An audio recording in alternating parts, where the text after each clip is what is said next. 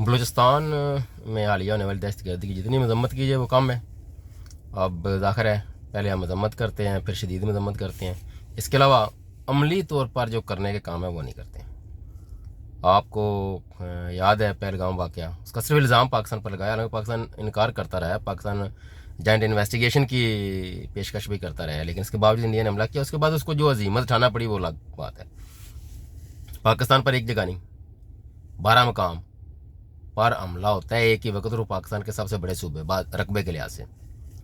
اور ہم صرف یہ کہ اس کے پیچھے فتنہ اور ہندوستان ہے. اب اس کا نام بدلنے سے دہشت گردی کا کچھ کیا فرق پڑے گا؟ وہ تو دہشت گردی لگاتار بڑھ رہی ہے.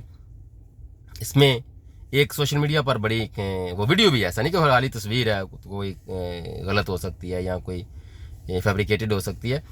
وہ ایک بندہ 2014 میں اپنے حق کے لیے، اپنے حقوق کے لیے پریس کلب کے سامنے احتجاج کر رہا ہے، اور ساتھ اسی کی پھر نئی تصویر وہ جو پہنے ہوتے ہیں انہوں نے بلوچوں نے، جو بی ایل اے والوں نے وہ اسلحہ اور سارا وہ گولیوں وغیرہ کا وہ جو سارا اپنا سامان ہوتا ہے.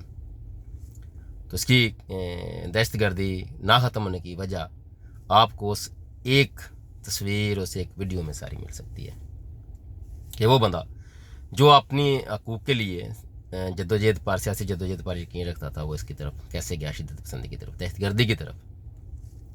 اب یہ ایک بات سمجھنی چاہیے ملٹری اسٹیبلشمنٹ کو. ایسا نہیں کہ وہ سمجھتے نہیں ہیں، یا تو وہ جان بوجھ کر یہ سب کچھ کر رہے ہیں کہ ٹھیک ہے ملک ٹوٹتا ہے، بعد میں پہلے بھی انہیں توڑا.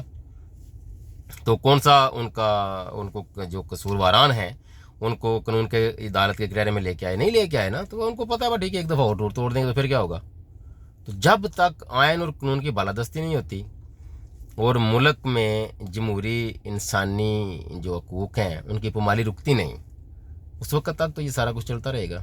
دہشت گردی کی وجوہات کو ختم کرنا ہوگا، ٹھیک ہے اس کے پیچھے جو بھی ہیں، لیکن ایسے تھوڑی ہے کہ ایک بندہ آ کے آسانی سے کسی کو استعمال کر لے. آخر ان کے دلوں میں کچھ نہ کچھ ہے جس کی وجہ سے وہ برونی جو عناصر ہیں آپ کو آپ کے ملک کے خلاف ہی استعمال کرتے ہیں. وجہ اس کی آپ کو بتایا نا کہ بھائی 2014 میں وہ بندہ جو سیاسی جدوجہد پر یقین رکھتا تھا، اپنے حقوق کے لیے لڑ رہا تھا، آج اس کی ویڈیو یا تصویر ان دہشت گردوں کے ساتھ آ رہی ہے. تو یہ پاکستانی، میں سمجھتا ہوں کہ ملٹری اسٹیبلشمنٹ کو بعد میں چھوڑیں اس کو. انہوں نے جو سوچنا ہر سوچنا انہوں نے کیا، کچھ بھی نہیں سوچنا. یہ عوام نے سوچنا ہے اور جدوجہد کرنی ہے، اور حقیقی آزادی کے لیے. یہ خان صاحب کا ٹھیک نہ رہا ہے حقیقی آزادی، ورنہ یہ اپنے مفادات اب دیکھ بھی لیں نا کہ یہ لوگ کون سا جو بھی بڑے بڑے ہیں، جب بھی یہ اپوزیشن میں ہوتے ہیں ملک سے بھاگ جاتے ہیں، اور جو ریٹائرڈ جنرل ہوتے ہیں کتنے پاکستان میں رہ رہے ہیں چاندے کے علاوہ، باقی سارے غیر ملکی وہ نیشنلٹی لی ہوئی ہیں وہاں بھاگ جاتے ہیں، اور یہ پاکستانیوں کو بے وطنی کا درس دیتے ہیں. ان سے زیادہ عوام بے وطن ہے، بے وطن ہے، اور اپنے ملک کے لیے لڑ مر بھی سکتے ہیں اور دفاع بھی کر سکتے ہیں. ایسا نہیں ہے. تو یہ جو بونڈی چیزیں ہیں نا کہ نہیں ہم اپنا کام کرتے ہیں یا یہ کرتے ہیں وہ کرتے ہیں، ہاں کرتے ہیں، یہ عملہ ظاہر ہے اوور نائٹ تو ہوا نہیں نا کہ رات کو صبح کسی نے سوچا اور جا کے حملہ کر دیا. اس کے لیے کوئی پلاننگ ہوئی، بہت کچھ چیزیں انہوں نے سوچی، مد نظر رکھیں، پھر جا کے حملہ کیا. تو کس نے اس سے پہلے وہ جو خفیہ ریکارڈنگ کرتی ہیں ایجنسیاں، وہ صرف ججز کے کمروں میں، پارلیمنٹ ہاؤس میں یا صدارتی ہاؤس میں، یا اس طرح کے عوام کو تنگ کرنے کے لیے. ان جیسوں کے لیے وہ جو کوئی سہولت نہیں ہے ایجنسیوں کے پاس، ان کی جو گفتگو ریکارڈ کر سکیں، وہ عوام کو بتا سکیں ثبوت کے طور پر، اور پھر ان پر جا کر ایکشن بھی لیں. سب سے پہلے تو یہ ضروری چیز ہے کہ ان لوگوں کو آئین اور قانون کے گرہرے میں لے کے آئیں جو بھی ہیں. جو آپ کو یاد ہوگا کہ عمران خان صاحب کے دور میں کور کمانڈر تھے کوئٹہ کے لیفٹیننٹ جنرل ناصر جنجوعہ غالباً ان کا نام تھا. ان کے دور میں بہت سے لوگوں نے اسلحہ اپنے رضا کرنا طور پر سرنڈر کیا، اور وہ عام آدمی کی طرح زندگی گزارنا چاہتے تھے. مگر یہ بھی شنید ہے کہ بعض لوگوں کو قرآن پر حلف دے کر ان سے اسلحہ لیا، ان کو واپس بلایا مین اسٹریم میں لانے کے لیے، اور بعد میں ان کو چن کر قتل کر دیا گیا. اب کس نے کیا؟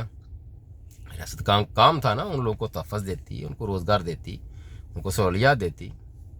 لیکن اصل میں دہشت گردی کی جتنی بھی وجوہات ہیں نا، ان کے پیچھے آپ کو یہی آئین اور قانون کی پامالی نظر آئے گی. اور آئین اور قانون کی پامالی ملٹری اسٹیبلشمنٹ کے ساتھ ساتھ سیاستدان، جگیردار، یہ وڈیرے سارے کرتے ہیں.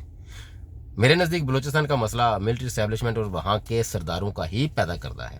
وہاں عوام اس کا تو کوئی لینا دینا نہیں ہے، نہ حکومت سے نہ کوئی اور کچھ چیزوں سے. جبر پہلے ان کے سردار کرتے ہیں، بعد میں رہی صحیح کسر جو ہے وہ گٹھ جوڑ ملٹری اسٹیبلشمنٹ اور سرداروں کی سے پوری ہو جاتی ہے.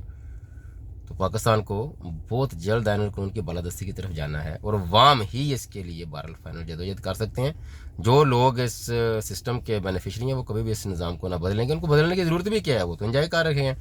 ریٹائرمنٹ کے بعد ویسے انہیں کون سا یہاں رہنا ہے، یہ محفوظ ملک بنے یا غیر محفوظ بنے، ان کو کیا ہے. تو عوام کو بہرحال اپنی جدوجہد بڑی سخت طریقے سے اور جاندار طریقے سے کرنی ہوگی، ورنہ یہ یوں اس طرح چلتا رہے گا.